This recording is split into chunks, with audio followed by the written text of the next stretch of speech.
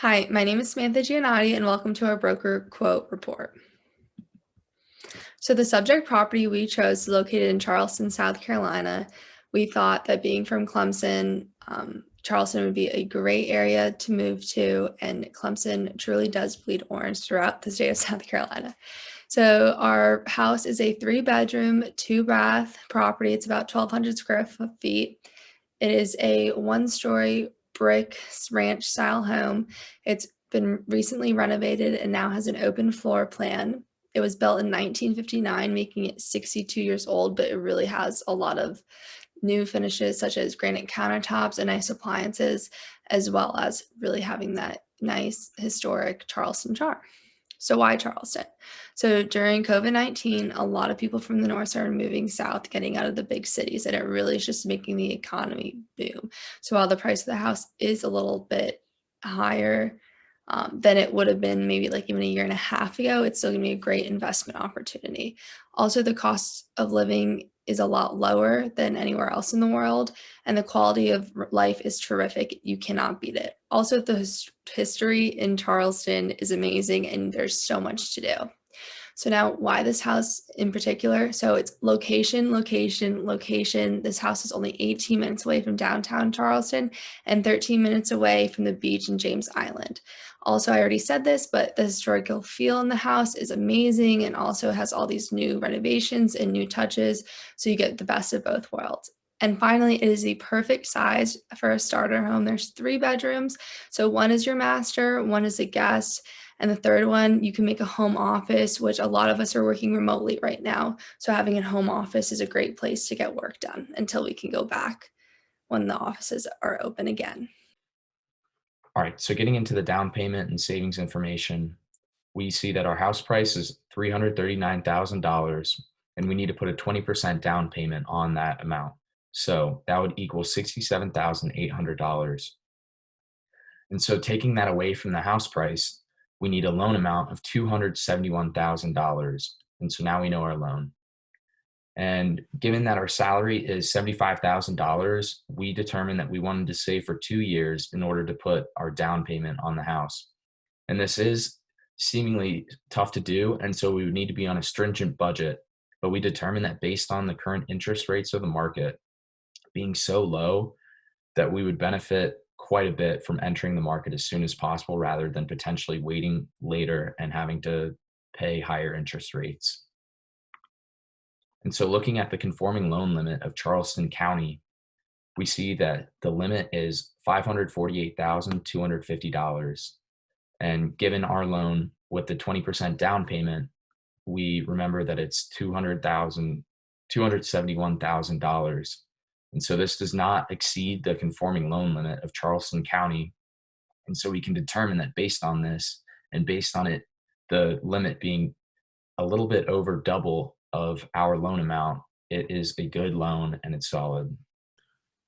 On this slide, we'll be talking about the 15-year mortgage quotes that we received from a local mortgage broker.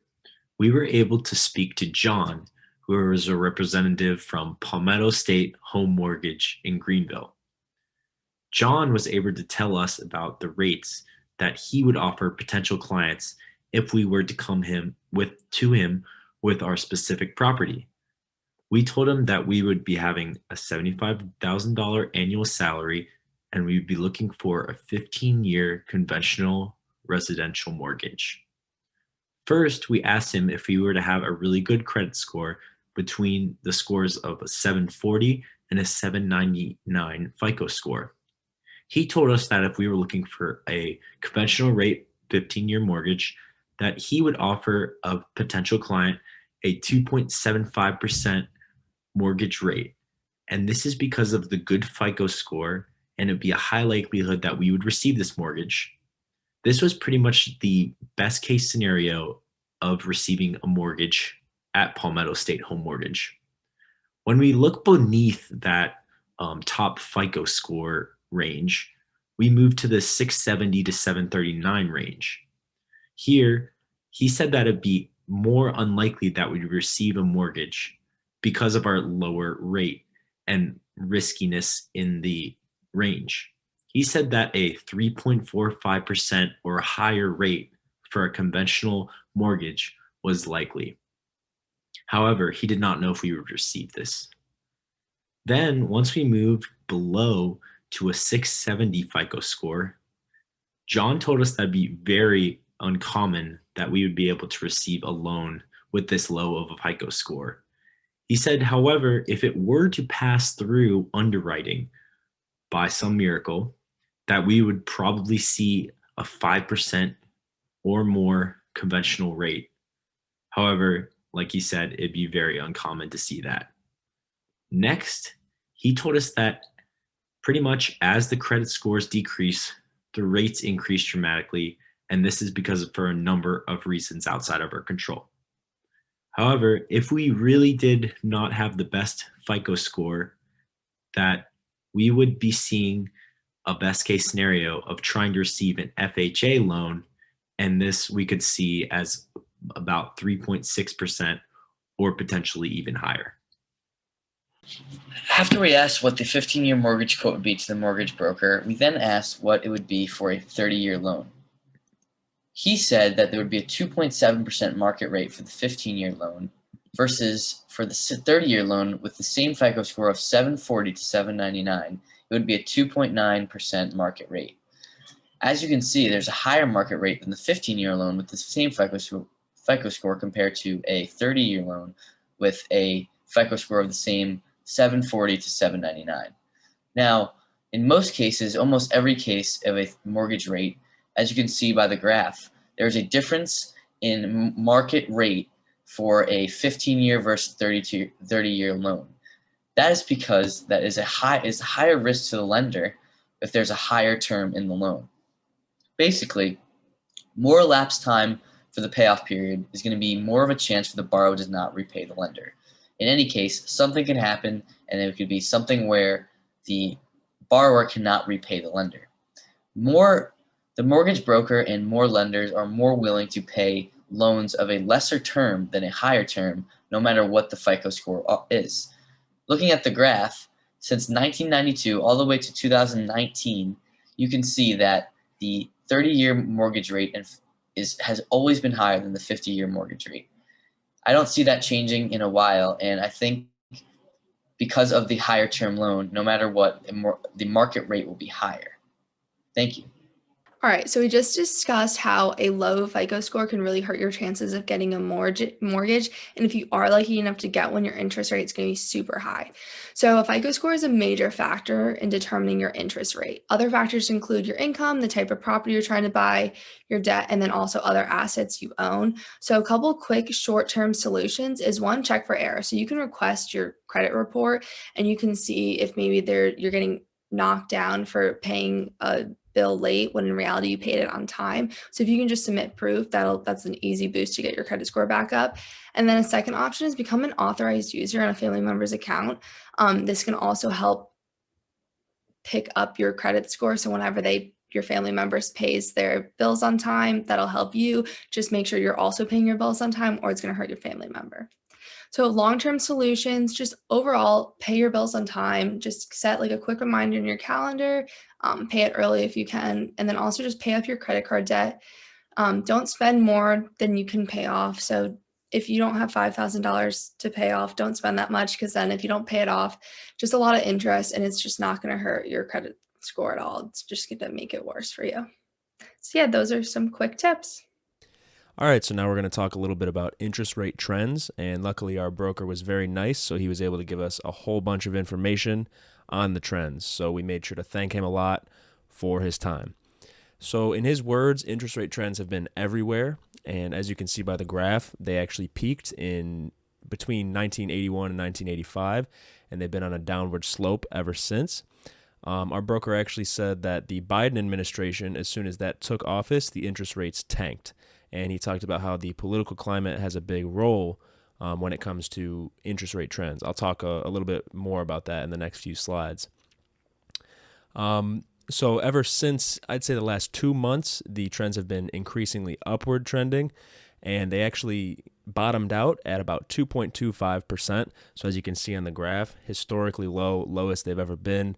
So definitely a decent time to take out a mortgage contract. So a little bit on what affects interest rates. Obviously, FICO score is number one on the list. And as Sam talked about in the previous slides, your FICO score plays a massive role in whether or not your lender deems you creditworthy and wants to lend to you.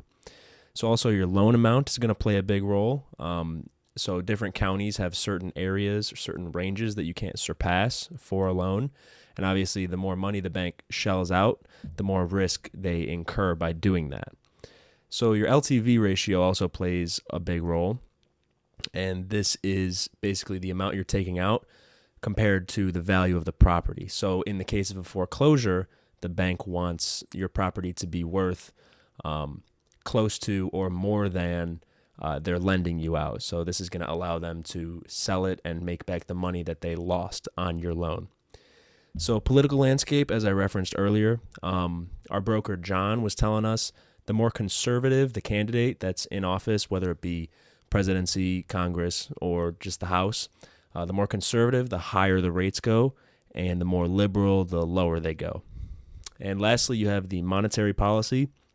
So anything Jerome Powell does, anything that the Fed does to influence monetary policy also plays a big role when it comes to interest rates. Now we're going to talk a little bit about the amortization table. And as you can see on the screen, you've got a couple charts giving you some nice visuals showing the relationship between your balance, cumulative interest, and principal paid. So diving into the individual components, first you've got period, and in this case it's monthly. So, period 2, for example, is the second month in which you're making a payment. Sometimes loans make yearly payments, but monthly is a lot more common. Next, you have your payment amount, and this is going to be a stagnant amount throughout the life of the loan. It's going to be the same, and this is essentially the amount for the check that you're actually giving to the bank every month. So next, you have your interest payment, and this is the portion of that payment I just talked about that goes towards interest. This amount gets smaller and smaller over time in this example of a loan. Next, you have your cumulative interest, and this is exactly as it sounds. It's how much interest you've paid in total so far. And then you have your principal payment, and this is the portion of your payment that goes towards paying down the actual balance of your loan. And then you have principal paid. This is going to be the cumulative principal that you've paid, very intuitive. And lastly, you've got your balance. So this is going to gradually decrease to zero from whatever the loan amount is at the start.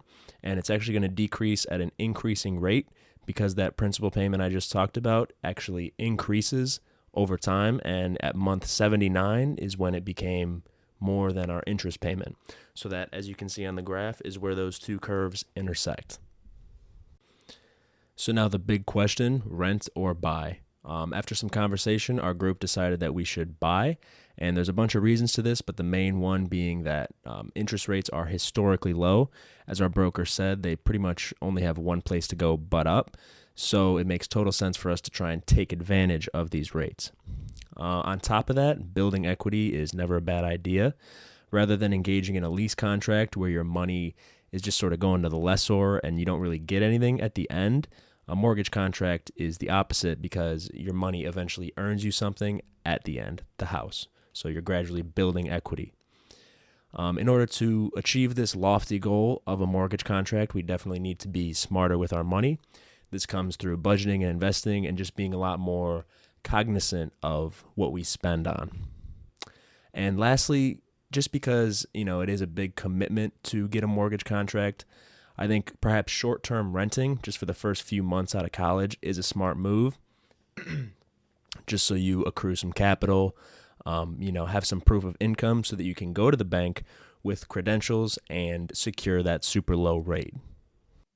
And last, what I specifically learned by doing this project, I learned that credit scores are extremely important when trying to find a loan. It almost seems that the chances of getting a mortgage, even with a bad loan or bad rate, is still extremely hard if you have a low credit score. So it's important that we start building our credit as soon as possible in order to provide a good down payment as well as receive a lower rate. And that means start saving as soon as possible. Start paying for those down payments potentially if it's not an FHA loan. And make sure to build those connections with your mortgage broker and really search around and try to find that best rate, because every place is different, but you might be able to find places that potentially have better rates than others. And like as well as building equity and finding different trends with interest rates and kind of see where you're at in the economic situation here today, whether some outside factors such as political parties or whether it's the state of the economy, just trying to make sure you know what's going on around you. All right, so that's going to bring an end to our presentation. I hope you enjoyed it. We definitely enjoyed putting it together, and thanks for watching.